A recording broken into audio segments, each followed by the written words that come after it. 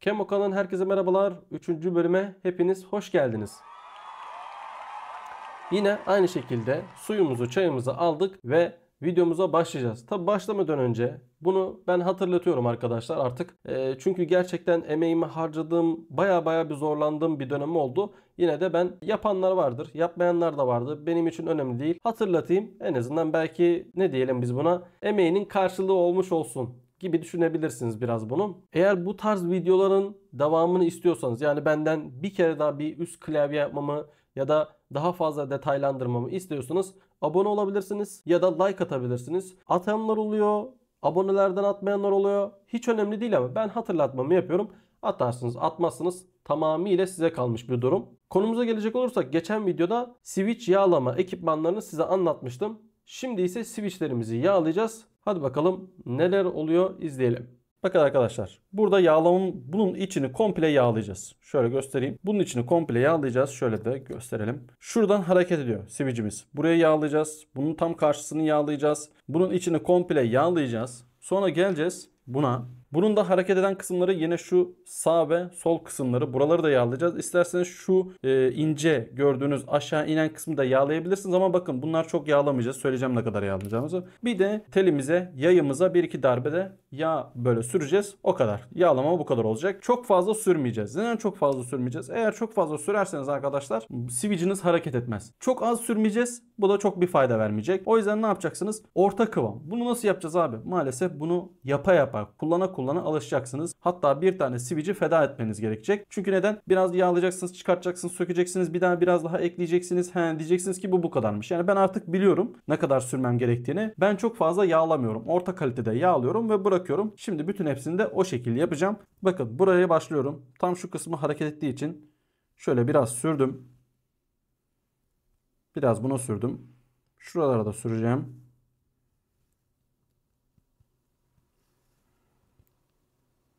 Kesinlikle çok fazla sürmenizi önermem arkadaşlar.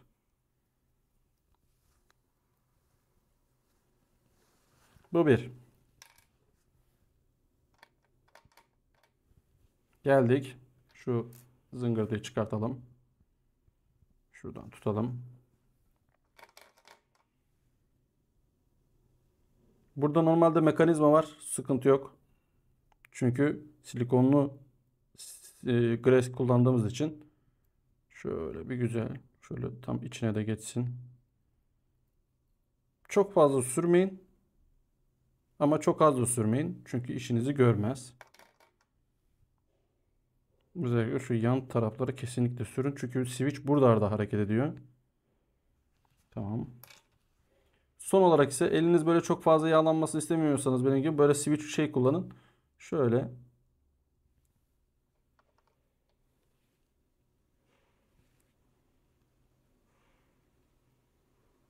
Tamam. Eğer paranız varsa ya ben alırım, bu işi çok seviyorum derseniz bu parçanın yerine başka parçalar kesinlikle alın. İşte buraya loop alın vesaire alın. Onu da söyleyeyim baştan. Hani bunlarla böyle uğraşmayın. Ben şu an minimum işte elinde parası yok, güzel bir klavyem olsun diyen arkadaşlar için sırf böyle uğraşıyorum. Yoksa diğer ürünlerimi çıkartıp bunu çok rahat, hızlı bir şekilde yapabilirim. Ki görün arkadaşlar, hani bakın mesela bu looplanmadı. Bak yaptım. Biraz az sürmek istedim. Görüyor musunuz? Direkt sesinden anlayabiliyorum. Bunu bir daha yapacağım. Güzel de örnek oldu. Şimdi bunu bir daha yapacağım. Bir daha looplayacağım çünkü hoşuma gitmedi. Bakın. Yani ben bunu anlayabiliyorum çok rahat bir şekilde.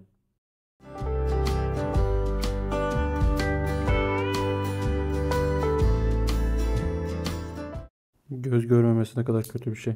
Tamam.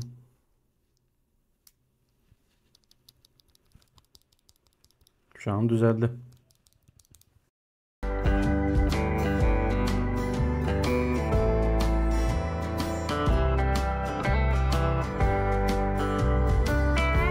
Evet arkadaşlar, artık kamerayı açma vakti gelmişti. Bayağı bir yaptım. Sadece 2 tane kaldı. Son 2'yi de sizlerle beraber yapmak istiyorum. Hepsini yaptım. Dakika olarak size söyleyeceğim. Başıma gelen küçük bir olayı anlatayım. 10 taneden sonra şurada bir tane dişi kırdım. O da fazla bastırdığım için işte dikkatli olunması gerekiyor bazı şeylerde. Kesinlikle baskı hatası değil. Baskı hatası olsa böyle daha yüzü pürüzlü olurdu ki malzeme kalitesi gayet iyiydi zaten. Şimdi bir tanesini daha yapayım. Yaptıkça aklıma gelenleri de size şimdi tam olarak anlatmak istiyorum. Bu olay benim kürdanla açma olayıma biraz beni götürdü. Yine aynı. Tam olarak da oturtturup bastırmanız gerekiyor. Şöyle tam bu şurada orta kısmı düzgün oturtmanız lazım. Eğer oturtmazsanız gördüğünüz gibi direkt kırarsınız burayı. Ben oraya biraz hani yanlış yere yani oturtturmuşum ve üzerinde hızlı yapayım diye bastırdım. Bastırınca da kırıldı. Çok önemli değil. Şu dişi açtırdım. Bakın nasıl yapıyorum. Dikkat edin.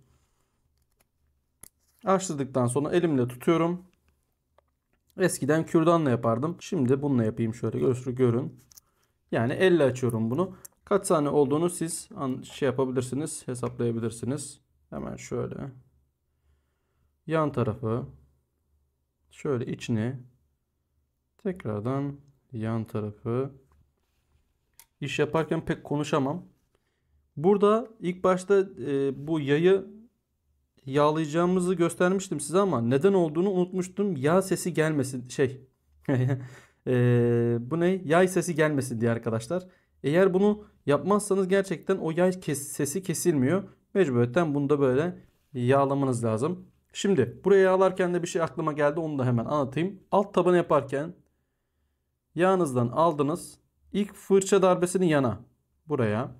Çevirdim sivicimi. Yine aldınız, çok fazla almayın. İlk sivicimizi diğer tarafı vurduktan sonra ilk darbelere, sonrasında gezdirin arkadaşlar. İlk darbeleri niye oraya vuruyoruz? Çünkü oralarda fazla sürtünme oluyor. Şöyle bir güzel gezdirdik. Evet. Yayımızı koyduk. Ve hemen şöyle sivicimizi koyduk. Ve kontrol aşaması arkadaşlar. Şöyle göstereyim. Şunu yapın. Burada baloncuk sesi gelirse bilin ki fazlama yağlama yaptınız. Ben de tam böyle var ya kıvamında olmuş. Gerçekten güzel oldu. Sizin nasibinize. Of, çok güzel oldu gerçekten. Hemen böyle etrafında kontrol ediyorum. Kapanmayan yer var mı? Yok. Bir bunun sesine bakın. Bir de bunun. Nasıl yay sesi geliyor görüyorsunuz. Şimdi bir daha yapalım. Bir de hemen anlatmak istiyorum arkadaşlar. Bakın tam oturtturamıyorum. Çünkü tam oldu. Bir de şunu anlatacaktım arkadaşlar. Yağlama yaparken ben buna biraz fazla sürmüşüm, buna az sürmüşüm demeyin. Bu sizin moralinizi de bozar. Siz bir robot değilsiniz, insansınız. İlla ki bir tanesine fazla, bir tanesine az yapacaksınız tabii ki de. O yüzden yani mesela ben burada 100 küsür tane yaptım ama yine de hepsini aynı derecede tutturamıyorum. O yüzden sorun yok. Koydum.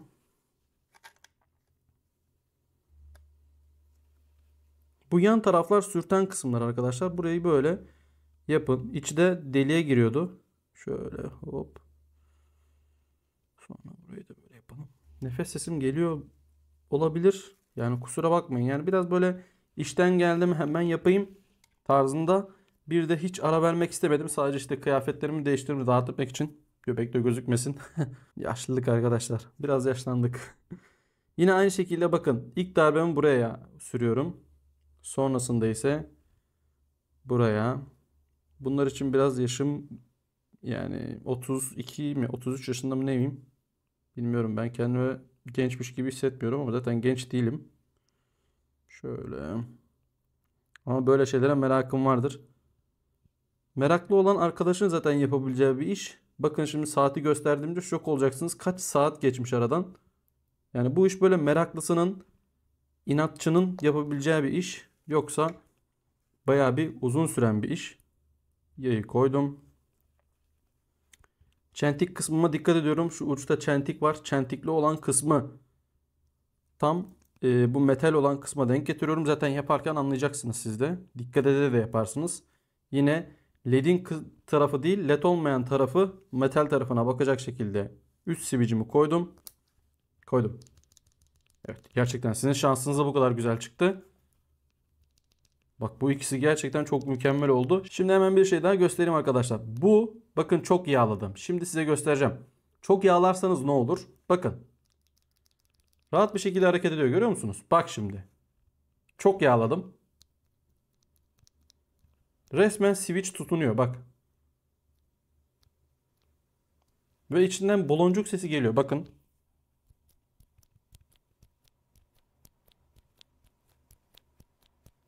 Bir de diğerine bakın. İlla ki farkı anlamışsınızdır. Bu kadardı. Şimdi saati gösterme vakti. Evet. Sadece elbisemi değiştirdim arkadaşlar. Saat 10'u 40 geçiyor. Yanlış hatırlamıyorsam 7.30 gibi başlamıştım. 10'u 40 geçeye kadar 100 küsür tanesi mi 100 tane mi var burada bilmiyorum. Klavyemizi siz zaten biliyorsunuz. O kadar sivici yaptım ve bu kadar saat sürdü. Yani bu her baba yiğidin böyle canı sıkılmadan, hoş ben de yapamazdım. Sırf size göstermek için bunu yaptım. Hani kaç saat sürecek, kaç dakika sürecek. Çünkü ben de hiç böyle bir kere de oturuşta bir kere de yapmadım. Bir yapıyorum. Bir yarısını, bir dörtte birini, sonra gidiyorum bir daha yapıp bir daha yapıyorum. Yani şöyle bir oturduğunuz zaman işte böyle yarım yamalak bir şeyle, böyle imkansızlıklarla ne kadar yapabildiğinizi göstermeye çalıştım. Umarım faydalı olmuştur. Ve böylece switchlerle olan muhabbetimiz tamamen bitti. Artık kasa kısmına geleceğiz. Büyük bir stabilizerler, yani o uzunları böyle denkleştirmek için olanları yapmayacağım. Çünkü onlar yağlı geldi. Daha fazla yapabilirdim. Bunu epoksi yapabilirdim. LED koyabilirdim. Sonra bunu ahşap kaplatabilirdim. Yani çok fazla şey yapabilirdim ama burada minimum, yani en az para harcamanız için imkanları size göstereceğim. Şimdi kaseyi, yani alt tabakayı halledeceğiz. Switch'le olan muhabbetimiz tamamen bitmiş oldu. Evet arkadaşlar, herkese merhabalar. Evet, sesimden anladığınız gibi hastayım. Gündüz çekiyorum, zaten anlıyorsunuz. Hazır hastayken dedim yapalım bu işi, bitirelim bir an önce. PCB'miz önümüzde. PC öyle göstereyim. PCB'nin şurada şöyle hemen yakından da göstereyim. Şunlar var arkadaşlar. Buraya kağıt bant koyacağımızdan dolayı şunları bir çıkartmamız lazım. Hemen alt tarafta onu gösteriyorum. Bakın alt tarafta da şöyle, şurada gördüğünüz gibi çentikler var. Bu çentikleri hafiften şöyle ittirdiğimiz zaman pat diye çıkıveriyor. Şimdi bunları bir çıkartalım. Bu arada bazen burnumu çekebilirim. Kusuruma bakmayın.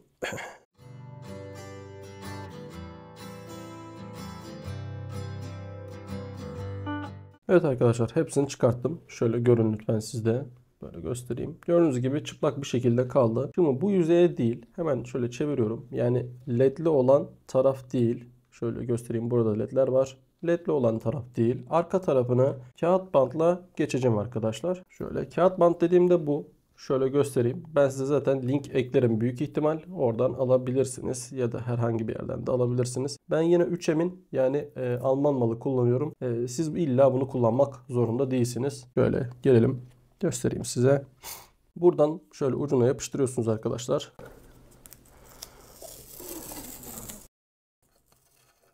Sonuna kadar çekiyorsunuz. Bunun ben darını aldım. Çünkü vardı zaten bende.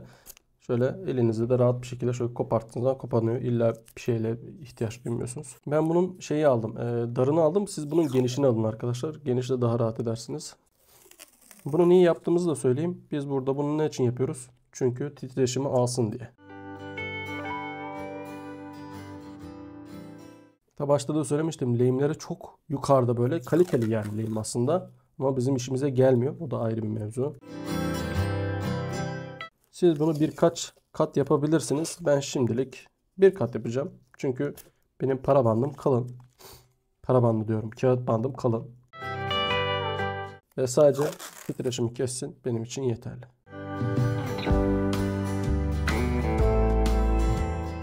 Evet arkadaşlar, şöyle göstereyim. Siz bunu dediğim gibi bir iki kat daha yapabilirsiniz. İstediğiniz gibi yapın lütfen. Şimdi arkadaşlar bakın şöyle yan taraflarında kaldı. Siz isterseniz bunu böyle içeri doğru kıvırabilirsiniz. İsterseniz de kesebilirsiniz. Ben kesmeyi tercih edeceğim.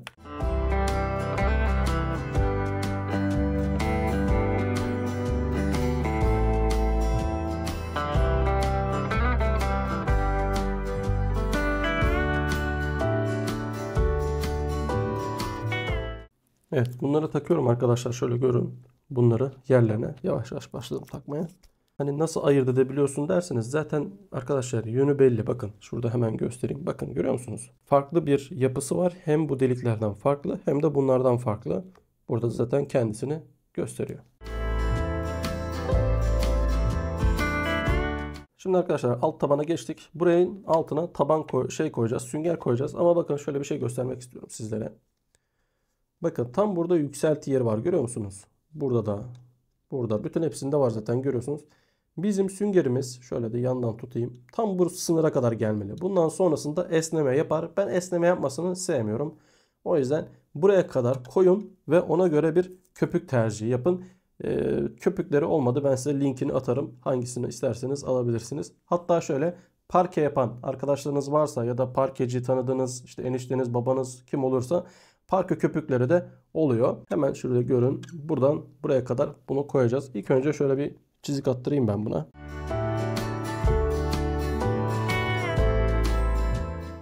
Evet çiziğimizi attık. Şöyle çekelim.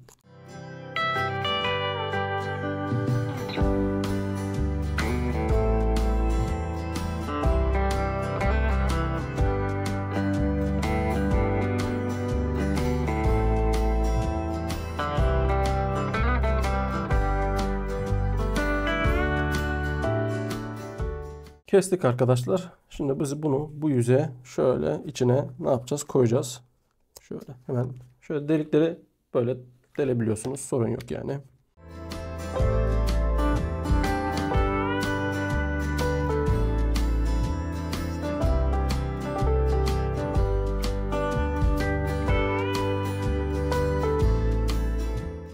Şimdi şöyle göstereyim arkadaşlar. Bakın ne demiştim? Tam şurada göstereyim. Bakın tam şuradan şunu geçmeyecek dedim. Benim süngerim kalın geldi. Ama önemli değil. Ben bastıracağım. Normalde siz böyle yapmayın. Yani yapabiliyorsanız bunun altında olsun. Çok önemli mi? Hayır değil. Ama ileride böyle bir hafiften klavyenize bastığınız zaman yumuşaklık hissedersiniz. Bakalım bu belki öyle olmayabilir. Şu an biraz havada kalıyor. Biraz büyük yani. Biraz küçük kesmem gerekirdi. Şöyle yapalım şurayı. Tamamdır.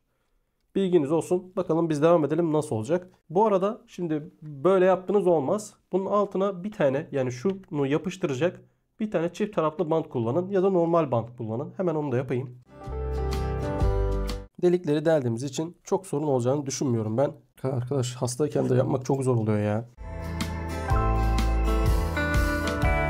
Şimdi arkadaşlar altına şöyle belli başlı yerlerine çift taraflı bant koyacağım. Siz bunun altını elektrikçi bandıyla da dönebilirsiniz. Kağıt bantla da dönebilirsiniz. Yapmanıza herhangi bir sakınca yok. Güzel. Bunun altını köpükle değil bir dünya malzemeyle de doldurabilirsiniz ama mesele şu. Buradaki titreşimi neyle önlüyorsanız önleyin arkadaşlar. Bu yüzden köpüğü ben tercih ettim. Köpük güzeldir, iyidir ve ucuz arkadaşlar. Ve böyle bir malzeme alırsınız içinden çıkabiliyor. Her türlü yerden bulabiliyorsunuz. Ben burada çift taraflı bant kullanacağım ama siz normal bant da kullanabilirsiniz arkadaşlar. Bunu da göstermekle uğraşmak istemediğim için hemen çift taraflı bantla yapmak istedim. Doğru söylemek gerekirse. Vallahi gerçekten kusuruma bakmayın. Hasta olmadığım zaman da çekemedim. Dedim bir an önce çekeyim bitsin. Bu sefer bekleyen insanlar oluyor. Evet. Şöyle göstereyim arkadaşlar. 4 parça sırf yerinden çıkmasın diye yaptım. Şuraya da bir tane koyabilirim. Çünkü burada da vidalar var. Buraya bir tane koyarım. Belki şuraya da bir tane daha ekleyebilirim. Şuraya ekleyeyim. Tam bunun karşılığı olsun.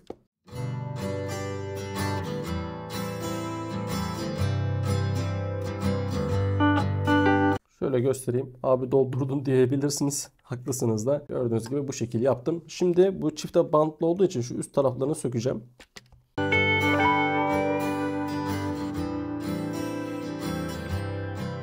Ben bu bandı çok eskiden aldım arkadaşlar. Belki ondan dolayı olabilir. Şöyle söktük. Evet arkadaşlar şöyle göstereyim. Gördüğünüz gibi çift taraflı bantlarımız konuldu. Şimdi köpüğümüzü koyarken yani süngerimizi koyarken çok dikkatli olmamız lazım. Bazen böyle şeyleri karıştırabilirim. Kusuruma bakmayın. Köpüklü süngerli derken iş farklı yerlere gidebilir. Hemen şöyle.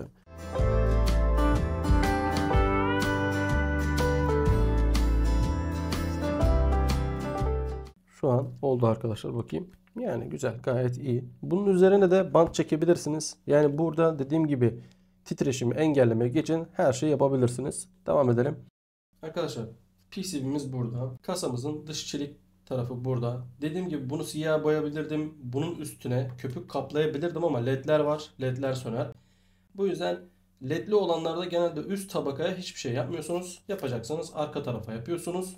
Şimdi bunu şöyle göstereyim. Bunu buna böyle bu şekil geçireceğiz.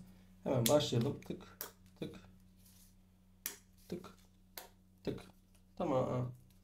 Şöyle göstereyim arkadaşlar. Bunları çıkartmıştık, hatırlıyorsunuz. Pardon, sesim gelmemiş. Hemen şöyle mikrofonu takayım. Kusuruma bakmayın. Uzakta kalmış mikrofonum. Evet, bakın arkadaşlar. PCB ile üst plate'i taktık. Yani şu üst alüminyumu bakın. Takma yerleri buradaydı. Sökerken hatırlıyorsunuz diğer bölümlerde. Bakın burada, burada ve burada. Bu boş delikler ne diye soracaksınız. Bunlar vida içinde, hatırlıyorsunuz. Şimdi vidalama kısmına geçebiliriz.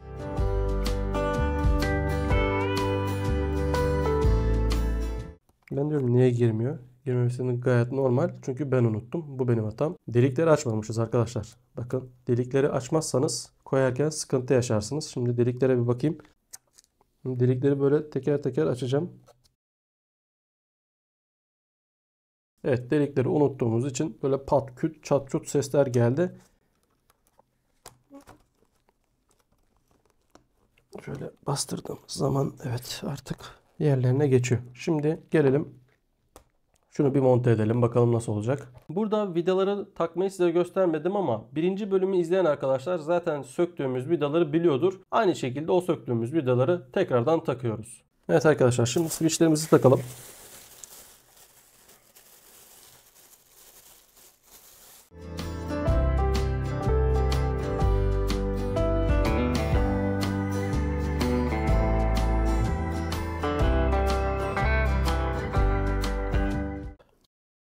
Ne yanlış yapıldı? He, pinler kaymış.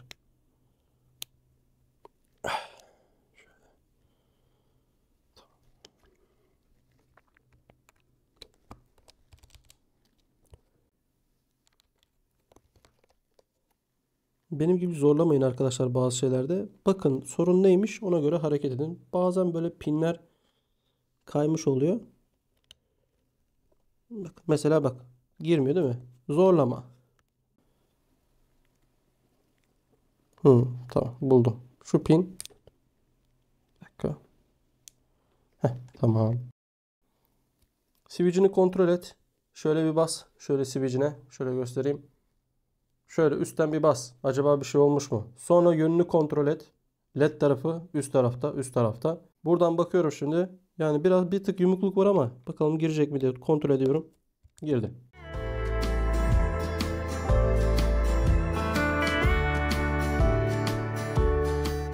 Evet arkadaşlar, gördüğünüz gibi bitti. Yani bayağı bir ağır oldu. İnanılmaz ağır oldu. Hiçbir ses yok. Yalnız biraz fazla yağlamışım. O kadar ki büyük ihtimal ellerim ondan dolayı yağlı oldu. Evet, şimdi şuraları bir toparlayalım. Hemen geliyorum.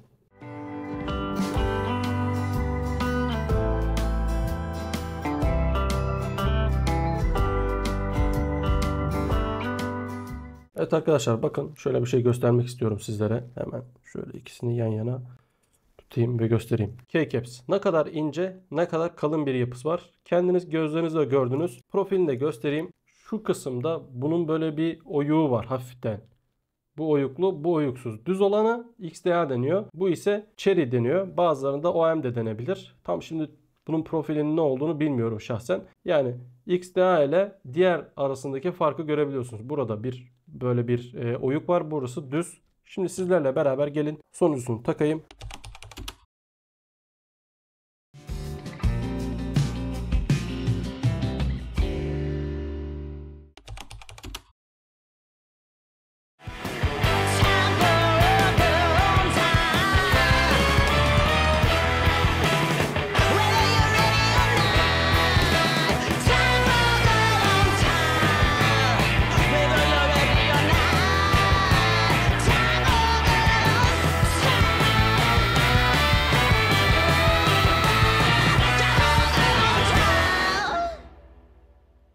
Evet, klavyemiz şu an bu şekil arkadaşlar. Güzel oldu ya. Gerçekten çok güzel oldu. Hemen bir yazı açalım biz kendimize. Şimdi bütün harflere basıyorum.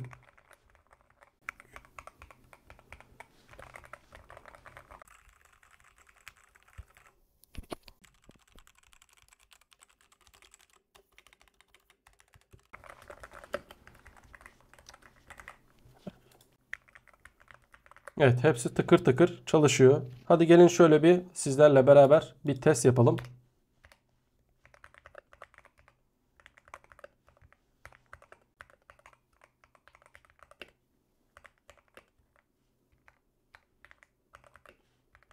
Şimdi burada ÇM yok ama siz şey yapabilirsiniz. Ben de çok hızlı yazdığımı söyleyemem zaten.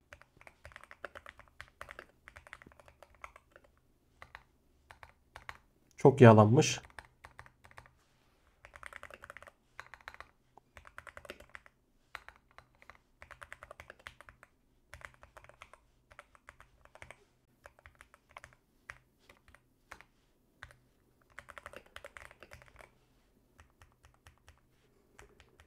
Nokta.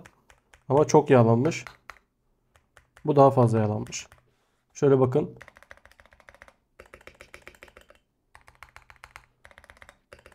Bu biraz ötüyor. Bunu şimdi halledeceğiz. Eskisine kıyasla nasıl olmuş? Eskisini de hemen koyarım zaten. Kendi gözlerinizle görürsünüz. Bence bunun çok çok daha güzel sesi olmuş. Şimdi burada biraz hafiften space tuşunda çınlama hissediyorum. Ama bu gerçekten bu işlemi yapacak kadar büyük bir çınlama değil. Bunu hemen burada ifade edeyim. Eğer sizin başınıza space tuşunda fazla ses, gürültü yapan bir durum meydana gelirse bu işlemi kesinlikle uyguladığınız zaman sesin gideceğinden emin olabilirsiniz. Hadi gelin hep beraber bakalım ne yapıyorum. Arkadaşlar içini görüyorsunuz. Hiçbir şey konulmamış. Elektrikçi bandı var. Elektrikçi bandıyla böyle biraz içi ses geliyorsa bu işlemi uygulayabilirsiniz. Sonrasında iki parçaya gelecek şekilde şöyle kestim.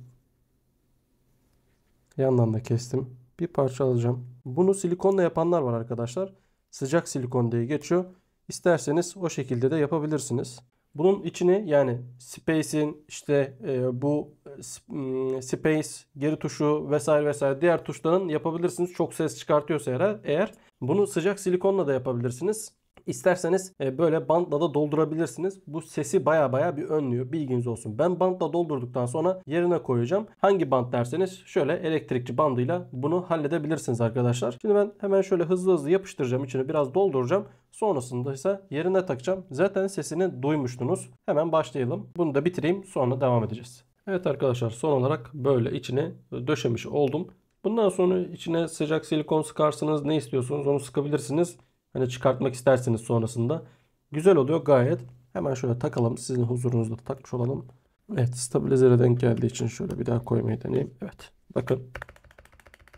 Şu an çok daha tok sesi var. Gördüğünüz gibi. Evet arkadaşlar, gördüğünüz gibi klavyemiz bu şekilde. Benim gerçekten hoşuma gitti. Bilmiyorum siz ne düşünüyorsunuz? Güzel bir çalışmaydı. Bunun arkasını dediğim gibi daha fazla şey yapabiliriz. Bu son bölüm diyebilirsiniz sadece klavye için. Bundan sonra coin cable yapacağız. Yani bu değişik bir tarz klavye var ya, ondan yapacağız. Tabi isterseniz izleyebilirsiniz. Bu klavye için son bölümdü. Kendinize iyi bakın. Evet arkadaşlar, maalesef klavyemizin sonu da bu şekildeydi. Her güzelin bir sonu vardır deyip klavyemizi de bitirmiş olduk. Hatırlatmam gerekirse bu klavyenin sonuydu. Coin cable, eğer gücüm yeterse yani vakit bulabilirsem bunu da size anlatmak kesinlikle istiyorum. Hepiniz elinizle bir şeyler yapmanızı en çok temenni eden insanlardan biriyimdir ben. Bu arada konuşurken hala daha zorlanıyorum. Kusuruma bakmayın lütfen. Arkadaşlar, bu tarz içeriklerin insanların önüne çıkması sizin sayenizde oluyor. Ne demek istiyorum? Bir beğeni atmanız gerekiyor. Neden?